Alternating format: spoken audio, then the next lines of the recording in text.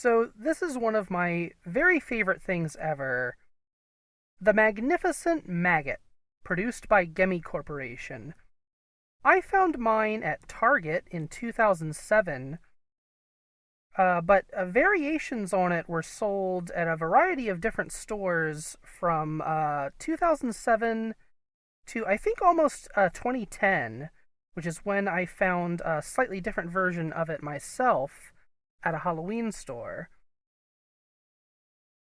This one from Target was sold under a label called Dr. Shiver's Lab, but I have no idea if any other products at all were ever sold under that branding. This is the only thing I know of from Dr. Shiver's Lab, which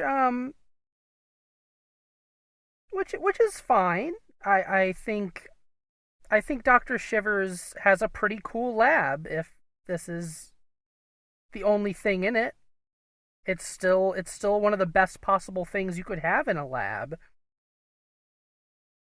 It is a giant fat like mutant insect larva of some kind. Um not quite a maggot, honestly. Maggots are the larvae of flies, and what distinguishes a maggot most of all is the lack of a head case.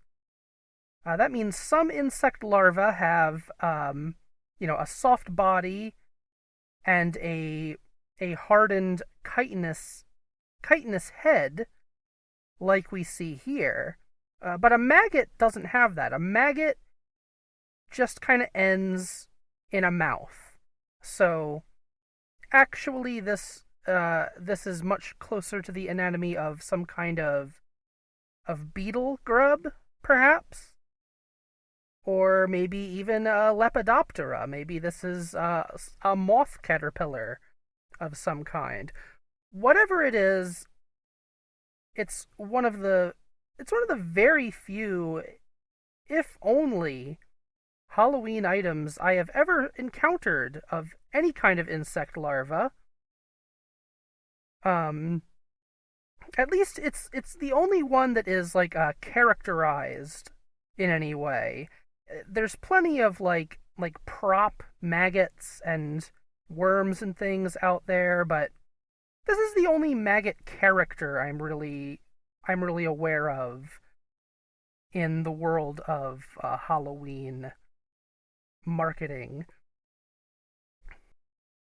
But besides the fact that I'm just generally a big fan of maggots and grubs,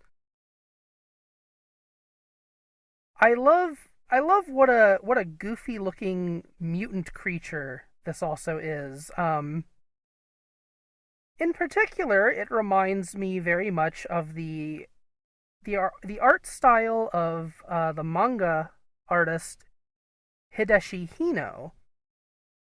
And in fact, it looks almost specifically like a fusion of the Bug Boy and Hell Baby, which I have here as in vinyl figures, as you can see.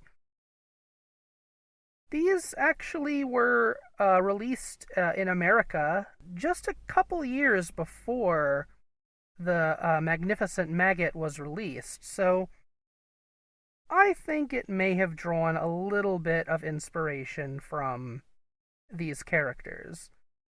And if not, I still love the similarity. I love that it seems to borrow a little bit of both. And anyway, the main attraction of this item is the fact that it is animatronic. I'm not really even sure if mine still works. I haven't turned it on in probably over like 14 years, I think, maybe not since I actually bought it and originally demonstrated it on YouTube. But when switched on or activated by its little motion sensor, the maggot crawls forward in a a fairly convincing manner, I gotta say. They did a really good job getting its segments to like individually wiggle like that, and it makes this this delightful like slurping and sucking and gobbling sound. Like it's just slurping up garbage everywhere it goes in typical maggoty fashion. But just a year later, actually, they released a very different version of this guy. This one is entirely green for one, and I guess that kind of makes it a maggot now. It no longer has the differentiated head of other insect larvae. Although maggots do not typically have eyes, and they don't typically have any legs either. Although, although to be fair, no insect larva has more than 6 legs. Usually, they have 6 legs, like up front where they normally belong, and the rest, like on a caterpillar, are called prolegs. They are not true legs. They are like they're suckers. They're little suction cups, kind of just an extension of the underside. And I guess these could be kind of like pro legs. This could be a maggot with little pro legs sprouting out. Why not? Why not? Let's get a little crazy here. It's you know on the Halloween video blog. Anyway, instead of crawling around and slurping garbage, this one sings a little song.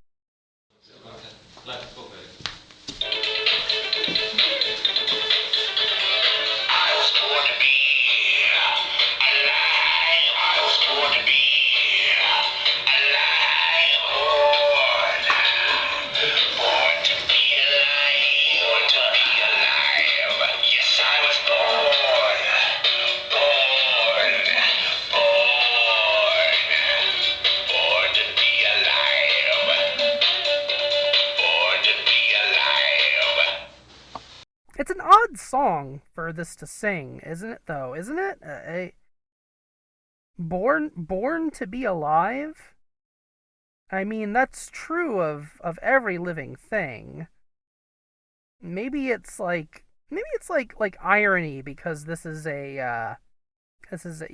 corpse fauna. This is a carrion eating organism, presumably. So, I guess as it slurps your corpse, it sings about just how alive it's lucky to be. Adding insult to injury, quite nefarious of this Halloween ghoulie, I must say. But regardless of its subspecies or musical abilities, it's still the most charming fake monster I think I have in my house. I like to keep both versions of this maggot where anyone can see them when they walk in. Very prominent prominent centerpieces of my decorating tastes. But you might notice they are unfortunately made of what seems to be latex, and latex is susceptible to decomposition. It is a biodegradable material. Everything made out of latex will eventually fall apart and rot and turn into dust, and that's terrible. I I can't bear the knowledge that that these aren't going to outlive me. No one, like they say, no one should have to outlive their magnificent maggots. Every parent's nightmare there. But on the plus side, there is actually a single final iteration of this character design. It is a flashlight version of Magnificent Maggot. It is a solid plastic little miniature maggot whose eyeball can light up just enough to kind of use almost as a viable flashlight. It's not very bright, but it's not the flashlight aspect that counts. It's the fact that this is a magnificent maggot that will outlive me. This is pure plastic, gonna hang out in the ecosystem for hundreds of years, possibly. Pieces of this are gonna cycle through the up through the food chain in the ocean a million years from now. It's gonna be great.